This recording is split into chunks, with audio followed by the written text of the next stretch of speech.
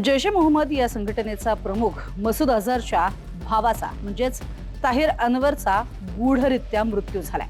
त्याच्या मृत्यूचं कारण अजूनही स्पष्ट झालेलं नाहीये। मात्र त्यांच्या अधिकृत चॅनलवरनं त्याच्या मृत्यूची मात्र माहिती अधिकृतपणे सांगण्यात आली।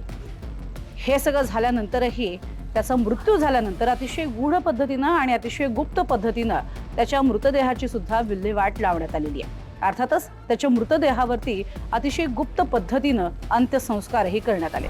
जैश ए मोहम्मदच्या दहशतवादी कारवायांमध्ये त्याचा सक्रिय सहभाग ही ताहिर अनवरची ओळख होती आणि त्यामुळेच तो जैश ए मोहम्मदचा या सगळ्या दहशतवादी कारवायांमधील प्रमुखांपैकीच एक ओळखला जात होता। अर्थातच त्याच्या मृत्यूनं गूढ जरी वाढलं असलं तरी हा मृत्यू जैश ए मोहम्मद सारख्या एका मोठ्या दहशतवादी संघटनेची पिछेहाट असल्याचं बोललं जात आहे।